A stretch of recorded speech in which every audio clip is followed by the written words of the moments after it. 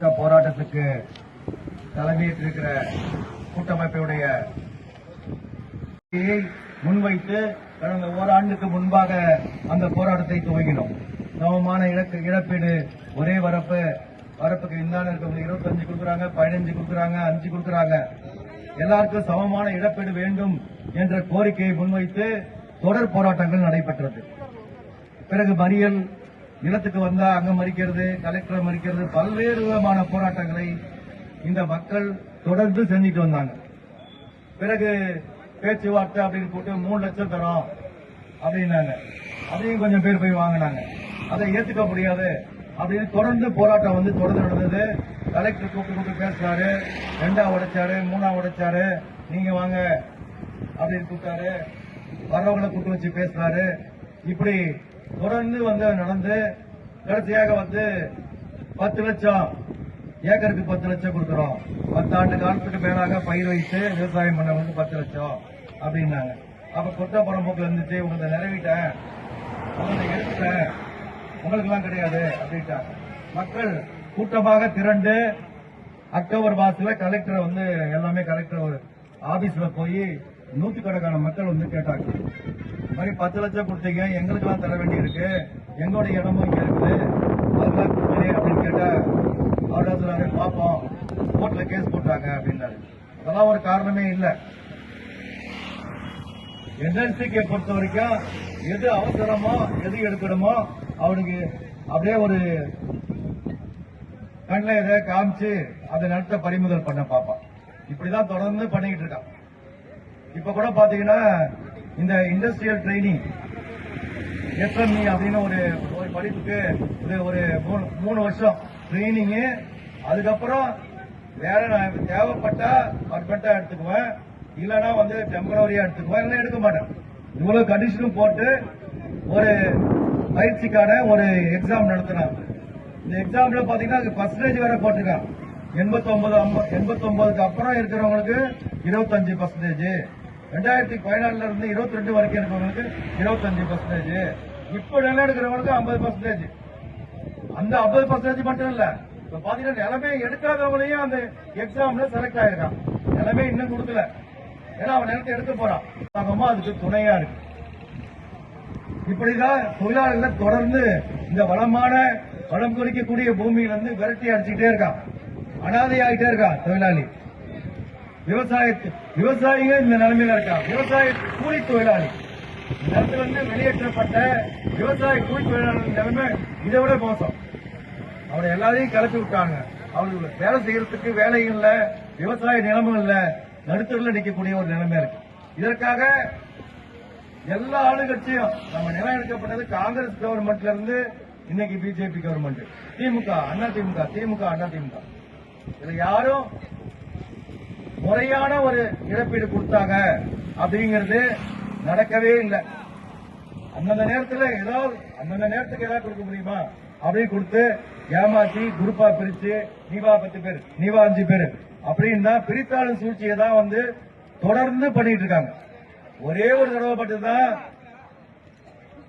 2வது சுரங்கத்துக்கு எடுக்கப்பட்ட போது அன்றைக்கு வன்னியர் சங்கம் பாட்டாளி மக்கள் கட்சியாக பரிணமித்துக் கொண்டிருந்த காலம். அப்ப மட்டும் ஒரு மிகப்பெரிய போராட்டம் நடந்தது. நிர்வாகத்தோட அடக்குமுறை, போலீஸோட அடக்குமுறை, என்எல்சியோட அடக்குமுறை கடுமையா இருந்தது. 300 பேருக்கு மேல 307 கேஸ் போட்டு ஜெயில வச்சான். வாட்டர் லாரி எரிஞ்சது, ஜீப் எரிஞ்சது. அந்த ஒரு காலகட்டத்தில் மட்டும்தான் அன்னைக்கு எல்லாருக்கும் வீட்டுக்கு ஒருத்தருக்கு வேலை கொடுத்தான். அதுக்கப்புறம் யாருக்குமே வேலை இல்லை. அதுக்கப்புறம் ஒரு முத்தரப்பு பேச்சுவார்த்தை 2009-10 நடந்தது. அப்ப முத்தரப்பு பேச்சுவார்த்தை எல்லா எம்எல்ஏ, அமைச்சர்கள் எல்லாரையும் கூப்பிட்டு பேச்சுவார்த்தை நடத்தா. ஊராட்சி மன்ற உறுப்பினர்கள் சண்முகம் உட்பட எல்லாருமே கலந்துட்டாங்க. எல்லா உறுப்பினர்களும் ஒரு முத்தரப்பு பேச்சுவார்த்தை நடத்தி அதுலதான் ஏக்கருக்கு 5 லட்சம் 6 லட்சம் நிரந்தர வேலை வாய்ப்பு இல்ல, நான் உங்களை கான்ட்ராக்ட்ல எடுத்துக்குவேன், சொசைட்டி ஆக்குவேன், அப்படியே பர்மனன்ட் பண்ணிடுவேன். ஆனா செய்தார்களா? பணம் மட்டும் கொடுத்தா இடத்த காலி பண்ணிட்டான். கொண்டு போய் இங்க முத்துகிருஷ்ணாபுரத்திலையும் கர்நாடக வீட்டுல இருந்தவங்க கொண்டு போய் நெய்வேலி அந்த முந்திரி காட்டு ஓரமா கொண்டு போய் போட்டான். சுடுகாடு மாதிரி அந்த இடம். ஒரு பிழைக்கிறதுக்கு வழி கிடையாது. எல்லா மருது நிலத்துல விவசாயம், நெல்லை, களை எடுக்குது, உரம் போடுறது, இந்த மாதிரி வேலை செஞ்ச தொழிலாளிக்கும் இல்ல, நிலம் வச்சிருந்தவனுக்கும் ஒண்ணும் இல்ல. அங்க முந்திரி காட்டுல என்ன இருக்கு? ஒண்ணுமே கிடையாது. ஏதாவது அங்க ஒரு சிலோன் அகதிங்க கோட்டஸ் இருக்கு.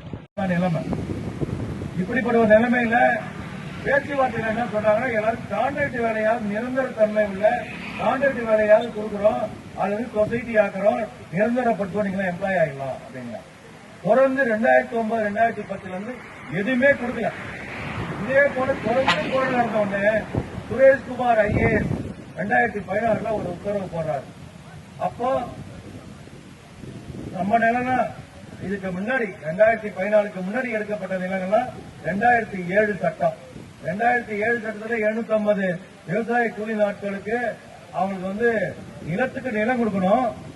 நிலம் கொடுக்கலன்னா நிலத்துக்கு பதிலாக வேலை வாய்ப்பு கொடுக்கணும். வேலை வாய்ப்பு கொடுக்கலன்னா நிவாரணம் கொடுக்கணும் அப்படின்னு சட்டத்தில் சொல்லியிருக்கு. நிலத்துக்கு நிலம் கொடுக்கல, நிலத்துக்கு பதிலாக வேலை வாய்ப்பு கொடுக்கல.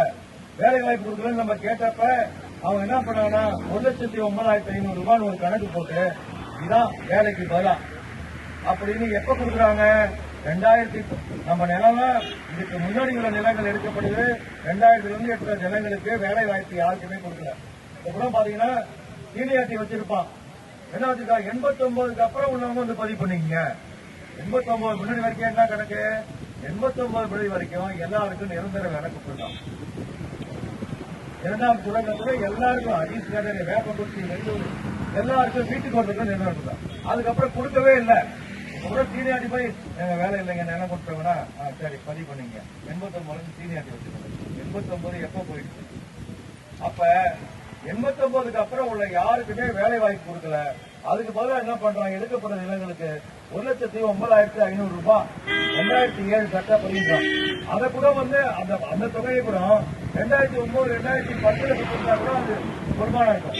10-12 வருஷம் கழிச்சு அந்த தொகையை கொடுக்குறான். கொடுத்துட்டு போனா இப்பதான் பிள்ளைங்க கஷ்டப்பட்டு படிச்சு வராங்க. ஒரு BA படிச்சிருக்கான், ஒரு டிப்ளமா படிச்சிருக்காங்க. ஏதாவது வேலை வாங்கிடுவாங்க. 1,9 வாங்கினியா இந்த பக்கமே வர ஓடிப்போம் அப்படிங்கிறான். சட்டத்துல கால வைக்காதங்கிறான்.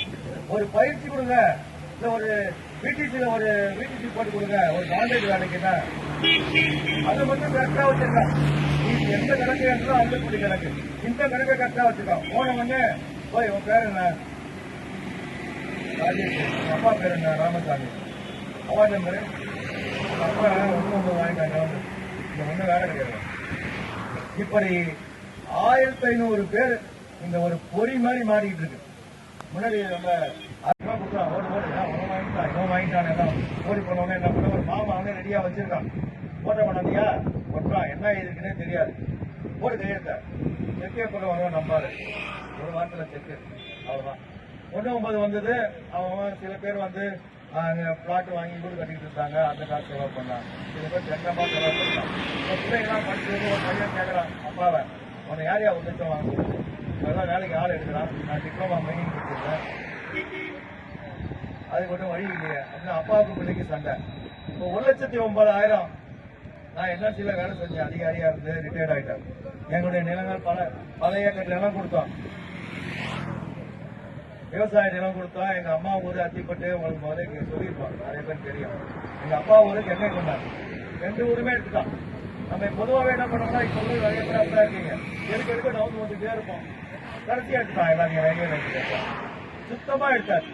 நான் நல்லா படிச்சிருந்தேன், எனக்கு உடனே வேலை கொடுத்துருந்தாங்க. நான் ஒரு பெரிய அதிகாரியா இருந்து ரிட்டையர்ட் ஆயிருக்கேன். கான்ட்ராக்ட்ல வேலை செஞ்சேன் 7 வருஷம். NLC நிலம் கொடுத்து வேலை செஞ்சேன். கான்ட்ராக்ட்ல 7 வருஷம் வேலை செஞ்சேன். சொசைட்டில 8 வருஷம் வேலை செஞ்சேன். அப்புறம் நிரந்தர தொழிலாளியா ஒரு 20 வருஷம் வேலை செஞ்சேன். அது தொழிலாளியா, சூப்பர்வைசரா, அதிகாரியாகி ரிட்டையர்ட் ஆயிருக்கேன். எல்லா கஷ்டங்களும் நிலக்கட்டுடைய கஷ்டம் எல்லாமே தெரியும். இப்பதான் நாங்க ஒரு எங்க சம்பளம் கூப்பிட்டாரு. அதுல தொடர்ந்து உங்களோட பயணிச்சுட்டு இருக்கோம், மக்களை கூப்பிட்டு வரோம், போராடுறோம், எல்லாம் பண்ணிட்டு இருக்கோம். நாங்க ஒரு சங்கம் ஆரம்பிச்சு 1 வருஷம் முடிஞ்சிருக்கு. கலெக்டர் தொடர்ந்து குறிப்பா என்ன கேட்கிறோம், நாங்க வச்சிருக்க டிமாண்ட் நம்ம அனைத்து முக்கியமான கோரிக்கைகள். நாங்க வச்சிருக்க டிமாண்ட் சமமான இழப்பீடு கொடுக்கணும். 2000 இருந்து எடுக்கப்பட்ட நிலங்களுக்கு யாரையும் குறை சொல்லல, யாரும் தப்பா நினைச்சுக்காது. 10 வருஷமா பயிர் செஞ்சிருந்தவங்க 10 லட்சம், இல்லாத இருக்கிறவங்க நிலத்தை வெட்டிட்டான், வேலையும் கொடுக்கல, அவனுக்கு எதுவும் கிடையாது. மண்ணு வெட்டுறவனுக்கு கிடையாது, பாக்கியா வெட்டவனும் கிடையாது, அவங்களுக்கு போட்டு வெட்டவனும் கிடையாது. இது என்ன நிர்வாகம், என்ன அரசாங்கம், என்ன அரசியல் கட்சி இருக்கு? நம்ம எல்லா கட்சிக்கும் ஓட்டு போறோம், அந்த அரசியல் பேசல. இருந்தாலும் எந்த கட்சியாவது நமக்காக நின்று எதையாவது வாங்கி கொடுத்துருக்காங்க விவசாயிகளை? இல்ல. பொதுவாகவே இன்னைக்கு இந்தியாவில் விவசாயிகள் தான் ரொம்ப மோசமான தலைவர் பேசுற மாதிரி சரியான விலை நிர்ணயிக்கப்படலை இது வரைக்கும். சும்மா வேணா அறிவிப்பா இது வரையில. ஆனா நீங்க வரவு செலவு கணக்கு பண்ணி பார்த்தோம்னா விவசாயம் பண்றவனுக்கு எதுவும் மிஞ்சறது கிடையாது. அதுதான் நிலைமை. அது அந்த காலத்திலே பழமொழி, பூதவன் கணக்கு பார்த்தா உழவு கூட முடிச்சாது. அதுதான் பழமொழியா இருக்குன்னு வச்சுக்கலாம். அப்படி நாங்க குறிப்பா பல்வேறு கோரிக்கைகள் இருந்தாலும் முக்கியமான கோரிக்கையா இந்த சமமான இழப்பீடு அப்படிங்கறத கண் முன்னாடியே இருக்கு. இதான் நம்ம தொடர்ந்து ஒரு வருஷத்துக்கு மேல கேட்டுட்டு இருக்கோம். அப்ப இந்த 10 லட்சம் இழப்பீடுங்கிறது அனைவருக்கும் சமமா வழங்கணும் அப்படிங்கிறது ஒரு முக்கியமான கோரிக்கையா நம்ம முன்னாடி வந்திருக்கு. அந்த கோரிக்கைக்காக நம்ம தொடர்ந்து போராடணும். நான் கலெக்டர்கிட்ட போய் மனு கொடுத்தா அங்க யாரோ கேஸ் போட்டாங்க, அதனாலதான் போச்சு, இதனாலதான் போச்சுங்கிறாரு. இல்லைன்னா வாங்கி கொடுத்துருவாரு மாதிரி. அதனால அனைவருக்கும் இந்த சமமான இழப்பீடு வழங்கணும் அப்படிங்கிறதுக்கு போராட்டத்துல நம்ம தொடர்ந்து போராடணும் அப்படின்னு இந்த நேரத்தில் நான் தெரிவிச்சுக்கிறேன். இரண்டாவது முக்கியமானது இந்த 1,09,500 1500 பேர் வாங்கியிருக்காங்க. 1500 குடும்பத்துல யாருக்குமே வேலை இல்லை. ஆனா அது ஒரு தப்பான கணக்கீடு. அதுதான் நம்ம கேட்கிறோம். கலெக்டரை பார்த்து மனு கொடுத்து கேட்டோம், நான் என்எல்சிக்கு எழுதி அனுப்பியிருக்கேன், நான் என்எல்சி சேர்மனா, அவர் தான் பார்த்து முடிவு பண்ணணும் அப்படிங்கிறார். அப்ப மாவட்ட நிர்வாகம், அவர் தானே நிர்வாக அதிகாரி நிலையெடுப்புக்கு, அவர் தானே உத்தரவு போடணும், சட்டப்படி தானே செய்யணும். நான் எழுதி அனுப்பிட்டேன், நாங்க என்ன பண்றது அப்படின்னு சொல்றாரு.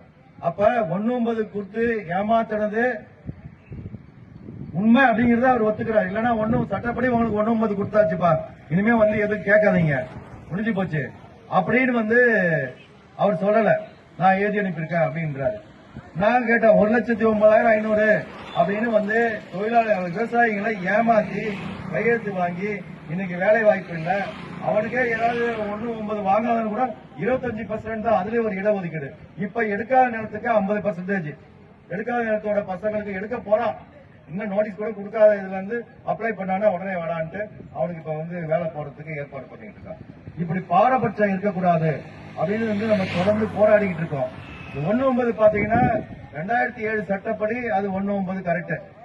ஆனா அதுக்கப்புறம் 2018-19 தான் நம்ம கையில 1,09,500 ரூபாய் கொடுத்தான்.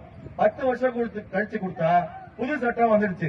2014 இருந்து புது சட்டம் வந்தது. புது சட்டம் 2014 5 லட்சம் ரூபாய் நமக்கு கொடுத்துருக்கணும், அதுவும் கொடுக்கல. இன்னைக்கு 10 வருஷம் ஆகி போச்சு. அப்ப இப்ப என்எல்சி நிவாரணமா வேலை இல்லைன்னா என்ன தரேன்றான், 10 லட்சத்துல இருந்து 17 லட்சம் வரைக்கும் கொடுக்கறான்றான். அதை கொடுங்க அப்படிங்கிறது நம்ம முக்கியமான கோரிக்கையா முன் வந்திருக்கு.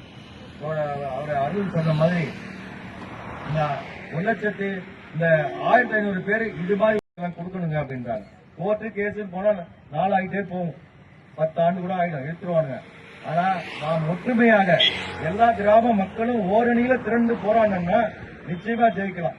இந்த அட்லீஸ்ட் வேலை வேண்டவங்களுக்கு வேலை, ஏதாவது ஒரு நிரந்தர தன்மையான வேலையாகும், அல்லது 1,09,000 பதிலா 10 இருந்து 17 லட்சம் தரான்றான், அதை எங்களுக்கு கொடு அப்படின்னு நின்னோம்னா அதை எழுதி அனுப்பியிருக்காரு கலெக்டர். ஆனா நிர்வாகம் என்னன்னா, ஒரு அரசாங்கம் என்எல்சி நிர்வாகம் என்ன பண்றானா, இப்ப கறி வெட்டுறதுக்கு இவங்களால ஏதாவது பிரச்சனை இருக்கா? இல்ல, எல்லா நேரத்தையும் பிடிக்கிட்டா, எல்லாத்தையும் வாங்கிட்டான், எல்லாம் வாக்கியா வெட்டிட்டான். இவன் என்ன பண்ண போறான், இனிமே யாருக்கிட்ட வெட்ட போறோமோ அவனுக்கு ஏதாவது கொடு அப்படின்னு தான் பாக்குறான். இப்படி அவனையும் ஏதாவது சொல்லி ஏமாத்தி காலி பண்ணிட்டு போடுவான். இப்ப கூட ஒரு இது மைனிங்ல வேலை கிடைக்க போது எக்ஸாம் எழுதி என் பையன் பாஸ் பண்ணான். 3 வருஷம் 18,000, 20,000, 22,000 ட்ரைனிங். அதுக்கப்புறம் தேவைப்பட்டா எடுத்துக்குவேன், தேவைப்பட்டா நிரந்தர தொழிலாளியா எடுத்துக்குவேன், இல்லைன்னா 3 வருஷம் மட்டும் பிக்சட் டேர்ம் எம்ப்ளாயியா வச்சுக்குவேன், இல்லைன்னா எடுத்துக்க மாட்டேன் அப்படின்னு அந்த கண்டிஷனே போட்டிருக்கான். என்ன பண்ணுவான், 3வது சுரங்கம் வரப்போதில்லை, நமக்கு நல்லா தெரியும். நம்மளை ஏமாத்துற மாதிரி ஏமாறதுக்கு 3வது சுரங்கத்துக்காரங்க தயாரா இல்லை. அப்ப என்ன நிலைமை அப்படின்னு பாத்தீங்கன்னா, இப்ப எடுக்க போற நேரத்துக்காண்டி ஏமாத்தி அவனுக்கு வேலை கொடுக்காம அவனையும் கூடாக்க போறான். இதான் நடக்க போகுது. அதனால இந்த மாவட்ட நிர்வாகம் என்ன பண்ணுது, எந்த மாவட்ட ஆட்சியை வந்தாலும் சரி என்எல்சிக்கு என்ன செய்யணுமோ அதான் செய்யறாங்க தவிர தொழிலாளிக்கு, விவசாய தொழிலாளிக்கோ விவசாயிகளுக்கோ எதுவுமே செஞ்சது கிடையாது. சும்மா கூட்ட அவரு கொஞ்சம் கடுகடுன்னு மூஞ்சி வச்சிருந்தாரு அந்த கலெக்டர், இந்த கலெக்டர் நல்லா அன்பா பேசுறாரு கூட்டு, அவருக்கு மனசு இருக்கு, செய்யறதுக்கு மனசு இருக்கு அப்படின்னு நம்மளை ஏமாத்த பாக்குறாங்களே தவிர எவனுக்கும் எந்த மனசும் இல்ல. அரசாங்கத்தை நடத்துறது விவசாயிகளுடைய வயிற்றில் அடிக்கிறது, இதேதான் குறிக்கோளா இருக்கு. எந்த கட்சிகள் ஆட்சி வந்தாலும் நம்ம எல்லாம் இங்க ஒண்ணா உட்கார்ந்து இருக்கோம். எலெக்ஷன் வந்தா அந்தந்த கரை பின்னாடியும் அந்தந்த கட்சிக்கு பின்னாடியும் நம்ம எலெக்ஷன் அடிக்க போயிடுவோம். எலெக்ஷன் வேலை முடிஞ்ச உடனே திரும்பி வந்து நம்ம என்னங்க யாருமே ஒண்ணும் செய்யலைங்க, என்னங்க அவன் கேட்கறதுக்கு யாரும் இல்லைங்க அப்படின்னு. ஆகவே எல்லா கிராமத்துல இருக்கிற நம்ம எல்லாருமே ஓரணியில திரண்டு போன தை மாசத்துல இந்த ஜனவரியில அப்படிதான் ஆரம்பிச்சோம். ஒரு வருஷம் ஓடிச்சு. பரவாயில்ல, நமக்கு ஏதாவது கிடைக்கும்னு எங்கெங்க நடந்ததோ, இங்க உண்ணாவிரதம் நடந்தது, நம்மாபுரத்துல ஒரு இவரு எம்எல்ஏ அருண்மொழிதேவன் தலைமையில ஒரு ஆர்ப்பாட்டம் நடந்தது, அங்க உண்ணாவிரதம் வளைமாதேவியில நடந்தது, வேல்முருகன் அவர்கள் வந்து போராட்டம் நடத்தினாரு, அதுக்கு போனோம். எங்கெங்க கூப்பிட்டாலும் நம்ம போயிட்டு இருக்கோம். ஆனாலும் நாம் ஒரு கூட்டமைப்பா உருவாக்கி ஒரு ஊருக்கு முதலே சொன்ன மாதிரி ஊருக்கு ஒருத்தர் 2 பேரை வந்து உருவாக்கி கூட்டமைப்பு எங்களோட தான் எல்லா கோரிக்கையும் பேசணும் அப்படிங்கிற ஒரு நிலைமையை உருவாக்கணும். இப்ப திடீர்னு ஒண்ணு அறிவிப்பான், ஓட நிறுவனங்களுக்கு மட்டும் நான் 5000 5 லட்சம் தரேன்னா அந்த ஓட நிறுவனம் ஓடிக்கிறோம். அதுல 2 பேர் கொடுப்பான், 2 பேர் கொடுக்க மாட்டான். சொல்றோம் ஒரு உதாரணத்துக்கு. இப்படிப்பட்ட அவ்வளவு நிலைமை இருக்கு. ஒத்துமை தான். இன்னைக்கு சண்முகம் வந்து மீண்டும் எல்லாரையும் திரட்டி இப்படி ஒரு கூட்டத்தை ஆர்ப்பாட்டத்தை உருவாக்கியிருக்காரு. அவருக்கு நன்றி தெரிவிச்சுக்கிறேன். கலந்துகிட்ட எல்லாருக்கும் வந்து நன்றி தெரிவிச்சுக்கிறோம். அதே போல நான் கூட கேட்டேன், எனக்கு வந்து நோட்டீஸ் கொடுக்கும் போதே இந்த வீடுகள்லாம் இடிக்கப்படுறதுலாம் வந்து ஒரு வருஷத்துக்கு முன்னாடி டிசம்பர் மாசத்திலே போட்ட கோரிக்கை. அதெல்லாம் என்ன ஆச்சு? ஊவாதனூர் கத்தாடை கிராமங்களில் ஆதிதிராவிட நலத்துறையால் வழங்கப்பட்ட கத்தாடை 83 வீட்டு மனையும் பூவாதனூர் கிராமத்தில் வழங்கப்பட்ட 46 வீட்டு மனை என்எல்சி நிர்வாகத்தால் கையகப்பட்டது. இழப்பீடு வழங்காமல் ஏமாத்திட்டு இருக்காங்க. இது தொடர்ந்து எல்லா கோரிக்கையிலையும் அது இருக்கு. அட்லீஸ்ட் ஒரு சின்ன கோரிக்கையாவது முடிப்பாங்க. ஒரு 4 கோரிக்கை 5 கோரிக்கை பெரிய பாலிசி மேட்ரு. 1,09,500 கொடுக்கணும்னா 1,500 பேர் இருக்காங்க, 100 கோடி ரூபாய் செலவு பண்ணணும், என்எல்சி பணம் தரதாக்கா அப்படின்றாங்க. ஆனா நிலத்தை வெட்டாம உற்பத்தி டெய்லி 50 கோடி போச்சு. அப்ப என்ன பண்ணா? யார் இதுக்கு பொறுப்பேற்கிறது? இந்த நிலைமை மாறணும். நாம எல்லாரும் ஓரணியில சேரணும், ஒன்னா நின்று போராடணும். அதுக்கு இது ஒரு துவக்க புள்ளியா இருக்குது. இதை வரவேற்கிறேன். நாம எல்லாம் ஓரணியில திரண்டணும், போராடணும் அப்படின்னு இந்த நேரத்தில் கேட்டுக்கிட்டு வாய்ப்பு நன்றி கூறி விடைபெறுகிறேன். நன்றி, வணக்கம்.